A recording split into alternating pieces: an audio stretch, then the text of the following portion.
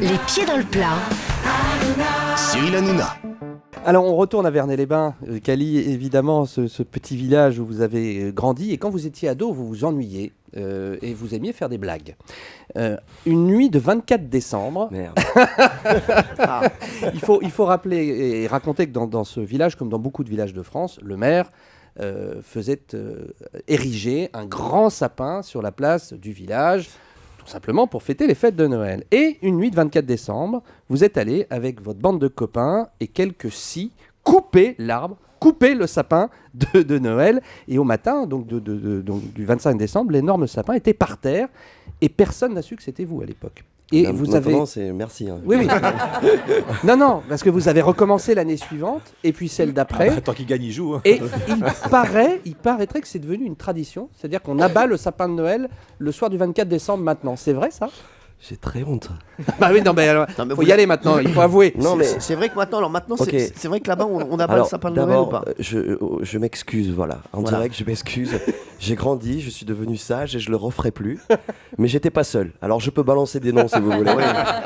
Vous balancerez. Voilà, il y en a un qui s'appelait Didier, mais je dis pas plus que ça. Voilà, non, voilà. C'était encore ce Didier Barbelivien. mais non, c'est vrai que c'est devenu une tradition, en fait. Donc les employés de mairie mettent l'arbre sur la place et on se demande combien de temps il va tenir. Ouais, c'est beau. Je sais pas si c'est très beau, mais c'est une façon de s'inscrire dans la tradition locale. Exactement. Hein, J'adore parce que Laurent Guimet, quand il sait pas quoi dire, il dit c'est beau quand même. Oui, il y a des gars qui vont couper le sapin tous les ans. C'est beau. C'est beau, un sapin, c'est génial. Sapin, tu sais ce que c'est ? Quand il sait pas quoi dire, il dit c'est beau. Valérie Benaïm, votre scoop sur Cali. Alors moi je vais parler de Cali, l'amoureux, l'adolescent fou. À 16 ans, un été, vous êtes tombé raide dingue amoureux d'une jeune fille, une anglaise, pour être très précise. Et voilà l'été, et ça se finit l'été, et votre amour repart pour Londres. Et vous ne pouvez pas vivre sans elle.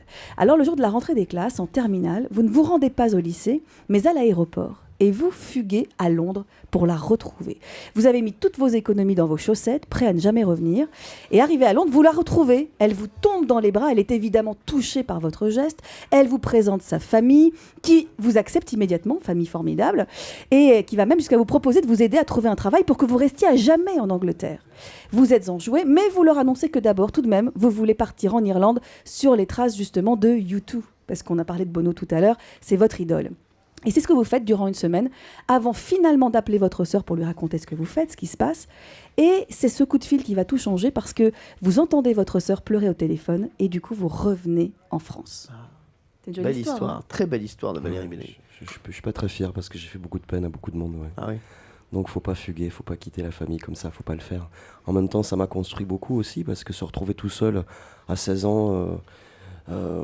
j'ai tout ça encore au fond de moi, cette histoire, et je suis sûr que ça m'a donné des chansons, c'est clair. Mais je suis pas fier. Et pourquoi vous mettiez vos économies dans des chaussettes ? Vous n'aviez pas de poche ? Il y a des formulations bizarres quand même, Valérie. Mais c'est la vérité. Non, c'est la vérité. Non, il mettait vraiment ses économies dans ses chaussettes. D'ailleurs, là, je peux vous dire, il a 500 € dans ses chaussettes. J'ai des grandes chaussettes. Bah oui. Le mec qui repart avec les chaussettes de Cali, je peux vous dire qu'il est bien. Il est bien. Est-ce qu'il y en a qui ont déjà fugué autour de la table ? Laurent Guimier ? Non. Jamais. C'est une crainte qu'on a quand on est parent, je trouve, de voir ces gamins partir comme ça. Jean-Luc Lemoyne. Moi, une fois, j'ai été à la boulangerie sans prévenir mes parents. Ah ouais. Mais je suis revenu. Et Valérie Benaïm, vous avez Non, déjà j'ai fugué ? jamais osé. Pensez-y à fuguer dans l'émission. Je vous l'ai vu dans le regard. Pensez-y, non mais c'est vrai, vous pouvez fuguer, ne vous inquiétez pas, on vous retrouvera. Allez, l'histoire de Jean-Luc Lemoyne, c'est parti. Alors, sur la tournée nue en 2009, enfin, quand je dis la tournée nue, c'était le nom de la tournée, hein, vous n'étiez pas naturiste sur la tournée. Vous faisiez les trajets entre les dates de nuit et un soir, à 3h du matin, entre deux salles, vous passez devant le Mont Saint-Michel. Vous ne dormez pas, vous regardez par la fenêtre, vous trouvez la vue absolument magique et heureusement, vous êtes tombé sur un chauffeur quasi médium qui avait absolument tout prévu. Il arrête le bus, vous dit d'aller visiter le Mont Saint-Michel et donc de nuit, à 3h du matin, avec vos musiciens, vous le faites. Et on peut le dire, c'est quand même une façon à la fois insolite et très privilégiée de découvrir le Mont Saint-Michel. Mais il y a mieux parce qu'après avoir fait le tour et profité de sa visite, vous êtes accueilli à votre retour par votre chauffeur qui avait dressé une table et au menu, face au mont qui se détache dans la pénombre, des huîtres. Vous aimez les huîtres, vous l'avez dit tout à l'heure. Les baissons. Et du vin blanc. D'accord. Donc, moi, j'ai raconté cette histoire pour une seule raison. C'est que on aimerait bien savoir. Récemment, on a fait une délocalisation à Avignon. On a fini avec un sandwich triangle.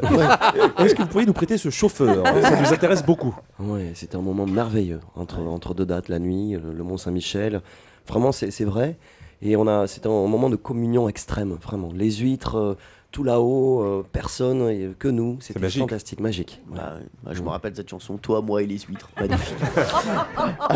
Laurent Thierry Geoffrotin qui avait la meilleure info. Moi j'ai Alors, ma petite idée. Moi, voilà. alors, Une qui se sincèrement, détache. les deux histoires d'ado, elles sont très jolies. L'ado Cali, Ah taquin du 24 décembre, je l'aime beaucoup. Le tendre ado Cali câlin, fugueur, c'est joli. Mais le Normand que je suis ne peut qu'aimer que la visite nocturne du Mont. Et vraiment, je choisis Oui, mais ne pensez pas à vous dans ces histoires. Eh oui, mais je pense un peu à la Normande.